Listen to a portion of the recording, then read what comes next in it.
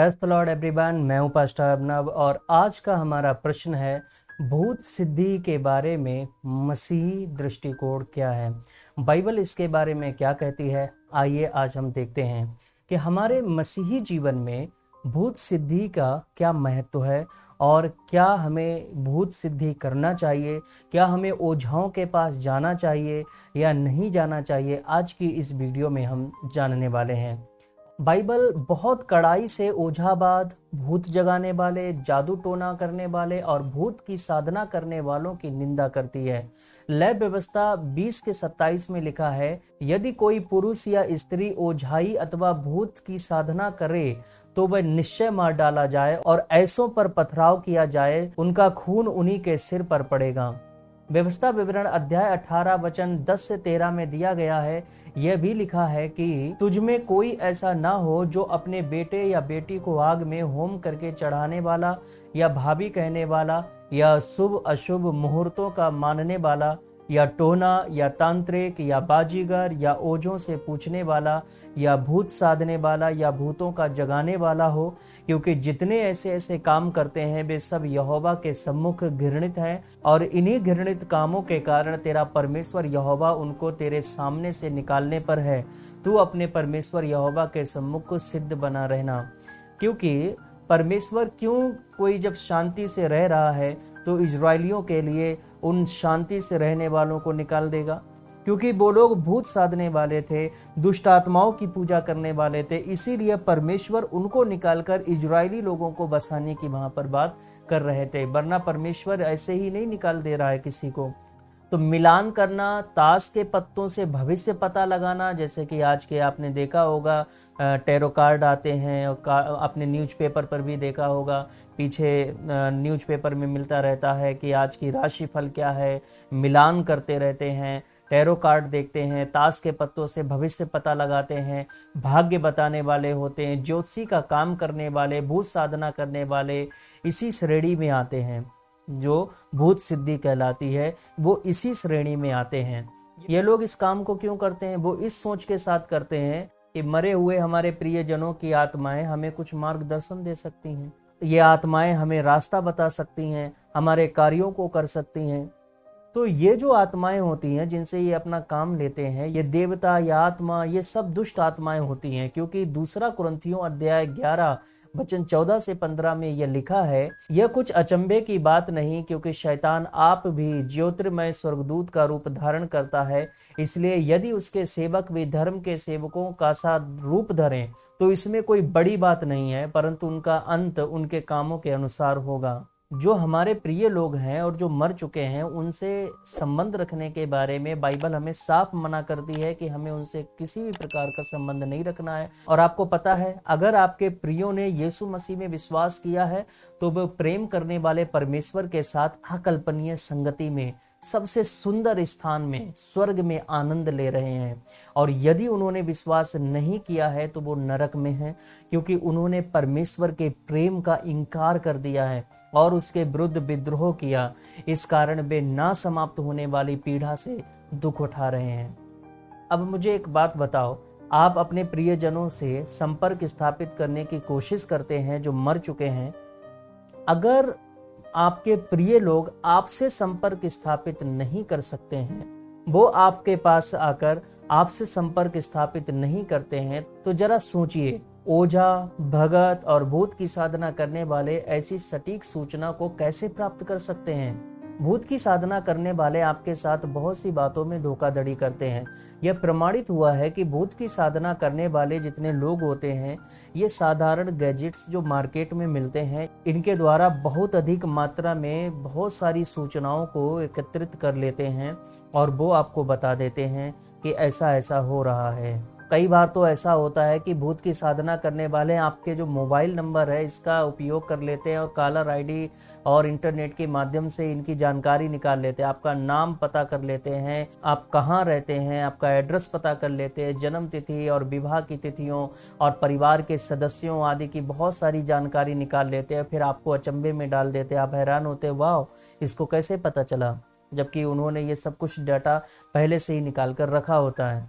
या आपने देखा होगा जो पर्चियां निकल कर आती हैं, ये सब डाटा पहले से ही स्थापित होता है, आपको इसमें अचंभा करने की बात नहीं। लेकिन एक बात है जिसे हम अस्वीकार नहीं कर सकते हैं कि भूत सिद्धि करने वाले कई बार उन बातों को भी बता देते हैं, उन बातों को भी वो जान जाते हैं जिसको जानना उनके लिए असंभव है। उनको ये जानना नहीं चाहिए, उनको पता नहीं होना चाहिए, क्योंकि वो पर्सनल बातें हैं, वो भी आपको बता देती हैं। भी ये सूचनाएं कहाँ से प्राप्त करते हैं? इसका उत्तर है शैतान और उसकी दुष्ट आत्माएं। यस, शैतान और उसकी दुष्ट आत्माएं हैं जहां से उनको ये सूचनाएं मिलती हैं। क्योंकि प्रभु का वचन क्या कहता है, यह कुछ भी अचंभे की बात नहीं है, क्योंकि शैतान भी ज्योतिर्मय स्वर्गदूत का रूप धारण करता है। इसलिए अगर उनके चेले चपाटे यानी कि ये भूत सिद्धि करने वाले भी धर्म के सेवकों जैसा रूप धारण कर भी लेते हैं, तो इसमें कोई बड़ी बात नहीं है। जो आज ये धर्मी होने का ढोंग रचते हैं, इसमें कोई बड़ी बात नहीं है। लेकिन एक बात तो है, इनके साथ जो होगा वो यह है कि इनका अंत उनके कामों के अनुसार होगा। जैसा लिखा है दूसरा कुरिन्थियों अध्याय 11 वचन 14 से 15 में, क्या लिखा है? यह कुछ भी अचंभे की बात नहीं, क्योंकि शैतान आप भी ज्योतिर्मय स्वर्गदूत का रूप धारण करता है। यदि उसके सेवक भी धर्म का रूप या धर्म के सेवकों का रूप धारण कर भी लेते हैं, तो इसमें कोई बड़ी बात नहीं है, परंतु उनका अंत उनके कामों के अनुसार होगा। प्रेरितों के काम अध्याय 16 वचन 16 से 18 में हमें एक भावी बताने वाली का विवरण मिलता है, जो लोगों को भविष्य बताने में सक्षम थी। उसके पास ये पावर थी कि वह लोगों का भविष्य बता दिया करती थी। और बाद में प्रेरित पौलुस ने उसमें से उस दुष्ट आत्मा को यीशु नाम में आज्ञा देकर बाहर निकाला था। शैतान लोगों के सामने दयालु होने का और सहायता करने का बहाना करता है। वह आपके पास आएगा, स्वयं ऐसा रूप धरेगा मानो वह आपका खैर ख्वाह हो, मानो वह आपकी सहायता करने को तैयार हो, मानो वो आप पर दयालु हो। आपके साथ क्या होता है कि जब आप परेशान होते हैं, किसी समस्या में पड़े होते हैं, तो शैतान किसी व्यक्ति को टारगेट करता है और वह व्यक्ति आपके पास आता है और वो ये प्रेरित करता है कि आप ओझाओं के पास जाओ, किसी भूत साधने वाले के पास जाओ, किसी से पता करा लो कि इस पर क्या प्रॉब्लम है, क्या समस्या है, ये समस्या हमारे जीवन में क्यों है, आप भूत सिद्धि कराकर देख लीजिए, उसका फायदा आपको मिलेगा। तो ये सब दुष्ट आत्माएं हैं जो उनका उपयोग करती हैं और वो आपके पास संदेश को भेज रही होती हैं ताकि आप भूत सिद्धि करवाएं। और जो कोई व्यक्ति उसके पास जाता है, उसकी बात मान लेता है, तो वह उन कार्यों में फंसकर रह जाता है।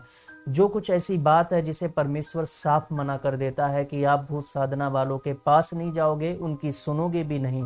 और वो क्या कह रहे हैं आप ये जानने की कोशिश भी मत करिएगा। शुरुआत में तो भूत साधना करना या उनसे सलाह लेना, इसमें हमें कोई गलती नहीं दिखाई देती है कि हमने कोई पाप किया हो या गलती की हो, हमने बस सलाह ली है। लेकिन बहुत ही जल्दी लोग भूत साधना के कामों में स्वयं को आदी बना लेते हैं या उनको आदत पड़ जाती है और ना चाहते हुए भी शैतान को स्वयं का नियंत्रण दे देते हैं और अपने जीवनों को नाश करा लेते हैं। उनके ऊपर शैतान राज करने लग जाता है। धीरे धीरे उनके शरीर पर से उनका नियंत्रण खत्म हो जाता है और दुष्ट आत्माओं का नियंत्रण जारी हो जाता है। पहला पतरस अध्याय 5 वचन 8 में मेरे प्रियो प्रेरित पतरस ने कहा है कि सचेत हो और जागते रहो, क्योंकि तुम्हारा विरोधी शैतान गर्जने वाले सिंह के समान है और इस खोज में रहता है कि किसको फाड़ खाए। आपको पता है कुछ घटनाओं में भूत सिद्धि करने वाले स्वयं धोखा खा जाते हैं। वो इस बात को नहीं जानते हैं कि जिस सूचना को वो प्राप्त कर रहे हैं वो उसका सच्चा स्रोत कहाँ से है, वो कहाँ से ये सूचनाएं आ रही हैं, वो ये बात नहीं जानते हैं।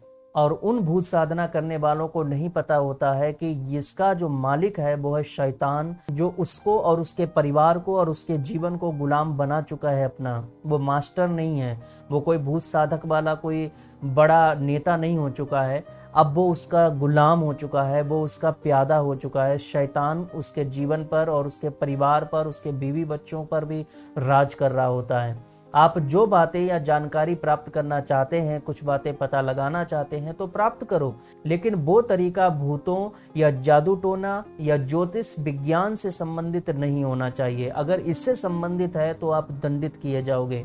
परमेश्वर चाहता है कि हम उसकी इच्छा को हमारे जीवनों के लिए समझ सकें। परमेश्वर की योजना सरल है, लेकिन बहुत ही ज्यादा सामर्थ्यशाली है और बहुत ही ज्यादा प्रभावशाली है। यदि आपके जीवन में कुछ समस्या है तो बाइबल का अध्ययन किया करें, क्योंकि दूसरा तिमुथियुस अध्याय 3 वचन 16 से 17 में लिखा है, संपूर्ण पवित्र शास्त्र परमेश्वर की प्रेरणा से रचा गया है और उपदेश और समझाने और सुधारने और धार्मिकता की शिक्षा के लिए लाभदायक है, ताकि परमेश्वर का जन सिद्ध बने और हर एक भले कामों के लिए तत्पर हो जाए। आमीन, हालेलुया। और साथ ही साथ बुद्धि के लिए भी प्रार्थना किया करें, जैसा याकूब अध्याय 1 वचन 5 में लिखा है, पर यदि तुम में से किसी को बुद्धि की घटी हो तो परमेश्वर से मांगे, जो बिना उलाहना दिए सबको उदारता से देता है और उसको दी जाएगी। आमीन, हालेलुया। परमेश्वर आपको प्यार करता है। परमेश्वर चाहता है कि आप सिद्ध बन जाएं। आपको भूत सिद्धि करने की आवश्यकता नहीं होगी। आप स्वयं सिद्ध बनेंगे और बीमारियां और परेशानियों और उन हालातों को अपने आप टाट सकते हो, प्रभु यीशु के नाम में। आमीन, हालेलुया। वीडियो अच्छा लगा हो तो वीडियो लाइक करें, और कोई प्रश्न हो तो हमें कमेंट जरूर करें।